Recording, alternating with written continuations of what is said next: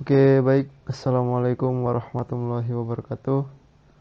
Selamat malam, pagi, siang, dimanapun kalian berada. Oke, baik. Di sini saya akan melanjutkan video saya sebelumnya mengenai dasar-dasar React.js. Tapi pada video kali ini saya akan lebih menjelaskan mengenai penggunaan props, terkhusus ketika kita ingin membuat komponen yang dinamis menggunakan props. Oke, langsung saja kita mulai. Oke, tidak berlama-lama lagi, kita langsung membuka project kita.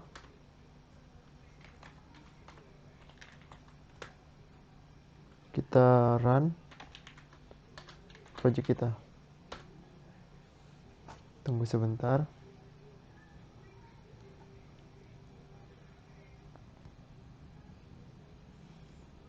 Jadi penggunaan props itu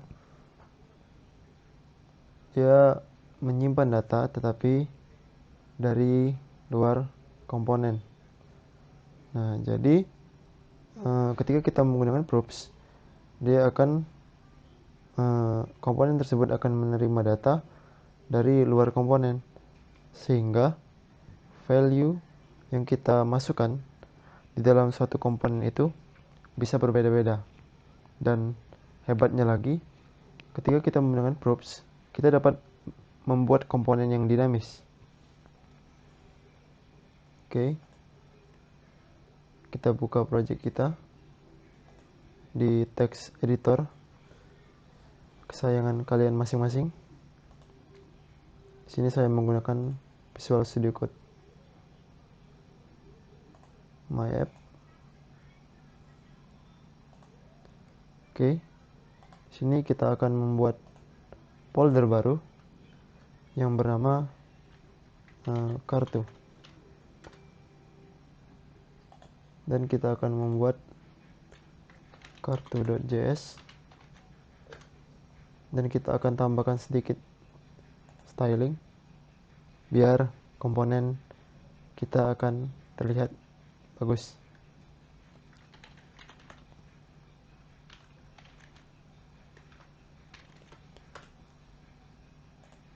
Seperti biasa, kita import React from React, dan kita buat kelas. Terserah nama kelasnya apa, dan kita extends dari react.component.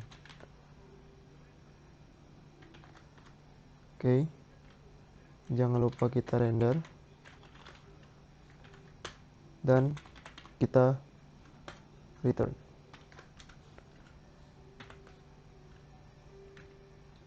Dan jangan lupa kita wrap dengan div agar terhindar dari error ketika kita membuat elemen yang banyak di dalam suatu komponen. Oke, di sini sebenarnya saya sudah siapkan apa yang akan kita buat di sini. Jadi kita tinggal copy di sini. Kita copy di folder yang akan kita buat. Nah, di sini kita mempunyai gambar. Jadi kita bisa import gambar ini dengan cara seperti ini. Nama file dari file yang akan kita import, dan ketika kita panggil di sini, kita akan menggunakan nama tersebut. Ini from sumber filenya,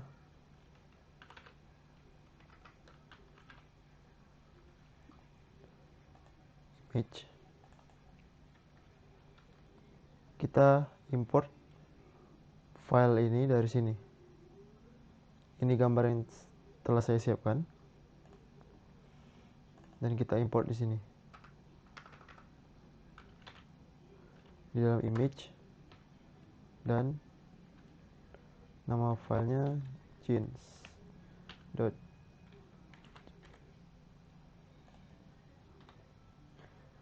Oke, kita panggil di sini, kita save. Jangan lupa file ini kita ekspor.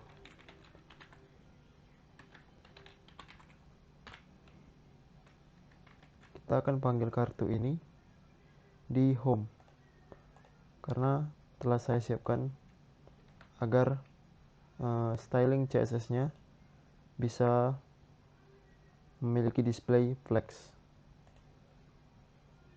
Saya tidak akan menjelaskan tentang CSS karena fokus saya di video ini adalah mengenai penggunaan props yang dinamis. Oke, kita panggil kartu, kita save.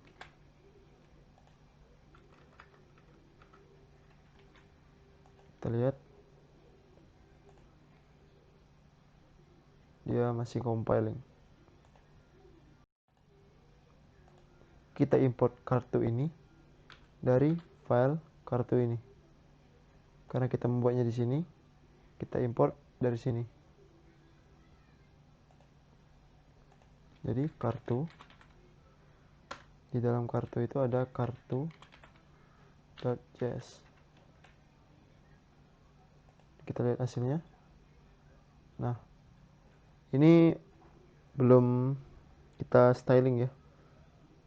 Nanti kita akan tambahkan stylingnya. Oke, jadi di sini kita membuat sebuah komponen yang kita harus styling dulu agar terlihat menarik. Ini adalah sebuah product card tentang celana. Nah, jadi di sini ini nilai yang akan kita parsing sehingga kita buat dinamis. Nanti kita akan buat cardnya komponen yang sama dengan styling yang sama, tetapi di sini nilai dari jeans name, harga, dan keterangan ini akan kita buat dinamis. Bagaimana caranya? Kita langsung saja import. Kita import dulu stylingnya, kartu.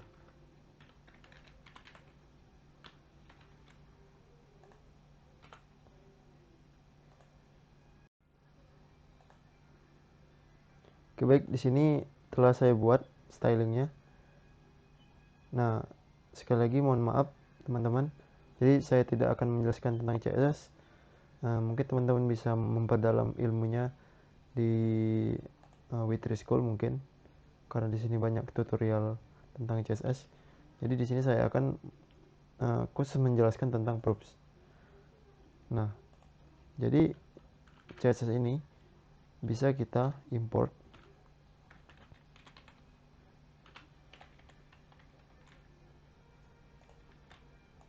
sehingga tampilannya seperti ini.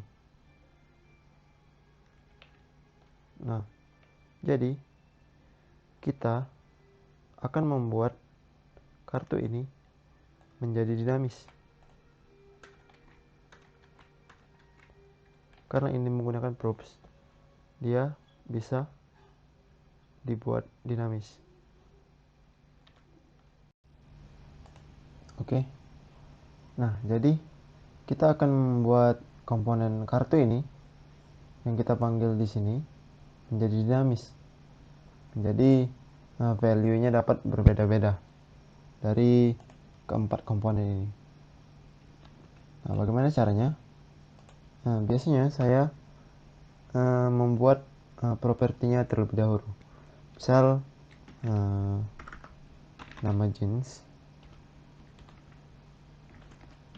misal Lois. Sini ada harganya. Kita buat harga.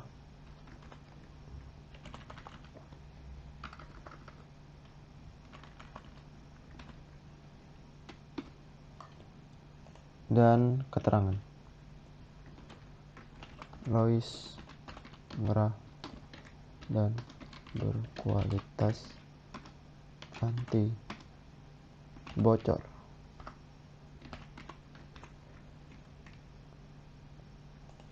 Jangan lupa keterangan. Nah, ini adalah nama dari props yang akan kita akses. Jadi, kita bisa akses di sini dengan keyword this. Jadi, kita akses this dengan this props dan nama properti atau variable props yang telah kita buat tadi. Nah, kita lihat perubahannya. Nah, ini tidak muncul. Kenapa? Karena kita cuman menginisiasi value-nya dan propertinya hanya pada satu komponen. Nah, sebenarnya kita bisa set default-nya ya, default dari nilai nama ini.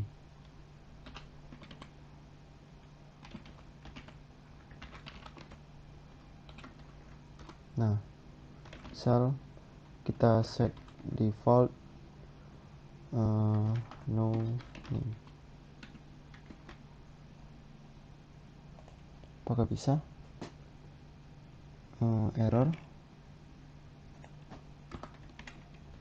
Begini ya kalau membuat properti. Nah, ini hasil default dari properti nama. Nah, begitu juga untuk harga ini, kita bisa set defaultnya. Misal di sini kita panggil dulu ya, yang sudah kita buat tadi. This dot props dot harga. Save. Nah, di sini harganya 40.000 dan yang lainnya belum ada harga. Kita buat di sini defaultnya. Jika tidak ada value-nya, kita bisa set unlimited. Nah, sini ya.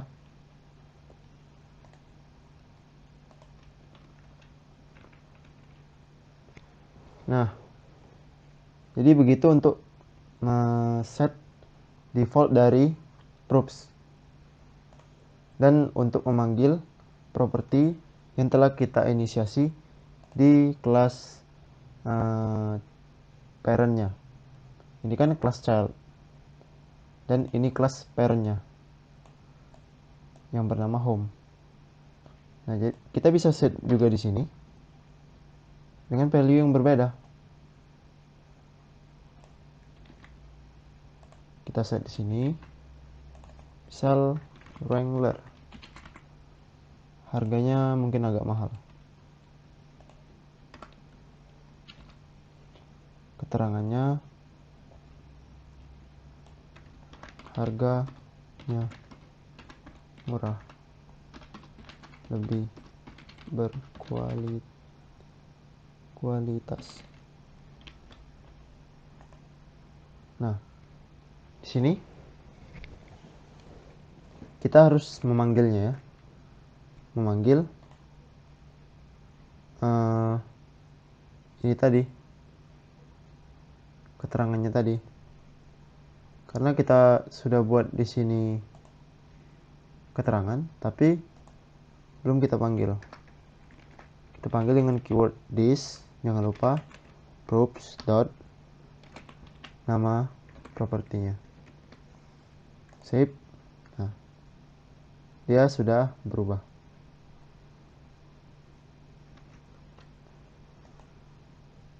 Oke, kita buat semua ya. Kita set semua.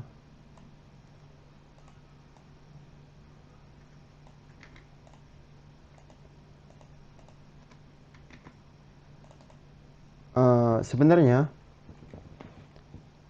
proofs ini dia merupakan sarana dari React untuk komunikasi antara parent class dengan child classnya. Jadi proofs ini memungkinkan dua komponen untuk saling berkomunikasi. Jadi stateful itu bukan hanya untuk state saja ya. Jadi stateful itu bisa kedua-duanya. Bisa menggunakan state, bisa menggunakan proofs. Tapi kalau stateless, dia hanya menggunakan proofs. Nah, jadi keterangan misal kita buat harganya rakyat. Kita buat murah karena harganya merakyat. Nah, ini sudah kita lihat ya. Kita bisa buat komponen ini dan kita inisiasi properti dan value-nya itu bisa membuatnya multiple ya.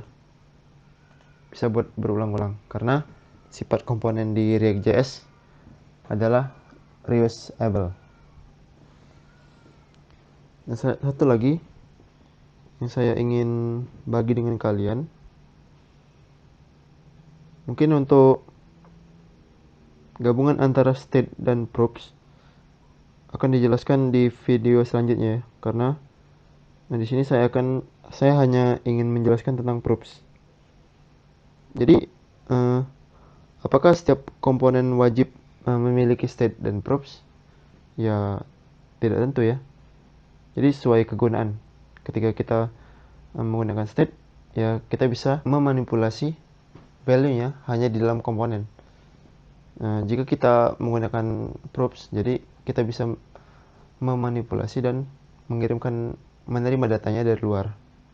Nah, dan karena sama ya, state dan proofs ini bisa membuat komponen itu lebih dinamis. Nah, adakah cara untuk proof ini yang kita buat nilainya ini bisa merubah di dalam komponen itu sendiri? Bisa sebenarnya. Kita akan gunakan state dan proofs gabungan dan bukan callback method. Biasanya untuk memanggil nilai dari child ke parent. Biasanya menggunakan callback. Nah, mungkin sekian video dari saya dan penjelasan saya. Mungkin saya memiliki banyak kekurangan. Saya mohon maaf. Sekian. Sampai jumpa di video selanjutnya.